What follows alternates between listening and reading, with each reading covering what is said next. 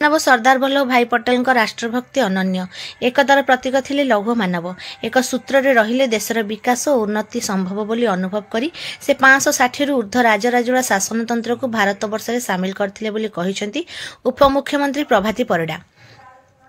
गुरुवार पूर्वाह्न जगतसिंहपुर लोकसभा सांसद क्षेत्र अंतर्गत निमापड़ा कांजीपाटना सरदार वल्लभ भाई पटेल 150तम जयंती अवसर में एकता पदयात्रा अनुष्ठित होता। क्रीड़ा विभाग, ओडिया भाषा साहित्य और संस्कृति विभाग और पुरी जिला प्रशासन पक्षर यह आयोजित होता। यह उपमुख्यमंत्री श्रीमती परिडा, जगतसिंहपुर लोकसभा सांसद विभू प्रसाद तराई, जिलापाल दिव्यज्योति परिडा, एसपी प्रतीक सिंह प्रमुख उद्घाटन करने सह पदयात्रा सामिल होते। यह पदयात्रा एकमकोणा, श्रीमुख, नागबस्त, रटिलो, तलअंडिया, जयश्री छक, जयगुरु छक होई निमापड़ा बारवाटी पड़िया पहुंची।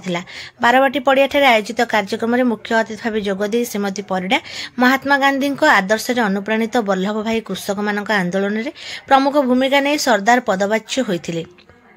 सरदार वीरत्व, देशप्रेम और साहस को सम्मान जणाई वल्लभ भाई को आदर्श मानुथिबा प्रधानमंत्री मोदी सरदार वल्लभ भाई पटेल प्रतिमूर्ति प्रतिष्ठा करथिले, जेउथिरे देशर प्रतिटी घरु संगृहित लुहा व्यवहृत होइथिला। प्रधानमंत्री 4टी वर्ग यथा गरीब, युववर्ग, कृषक और नारी शक्तिर विकास पई बद्ध परिकर बोली कहवा सह एमानक एकजुट कर 2036 को विकसित ओडिशा और 2047 को विकसित और आत्मनिर्भरशील भारत गठन पई आगे आसिबाकू उपमुख्यमंत्री आह्वान देइथिले। विशिष्ट अतिथि भाव जगतसिंहपुर सांसद श्री तराई एकतार प्रतीक सरदार पटेल गुजरात रे प्रतिष्ठित मूर्ति विश्वर सर्वोच्च अटे बोली कहिथिले।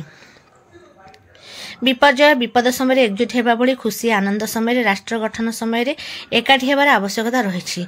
लौह मानव 75 वर्षर जीवन आमको आदर्श उन्नत राष्ट्र निर्माण प्रेरणा दिए बोली से कहिथिले।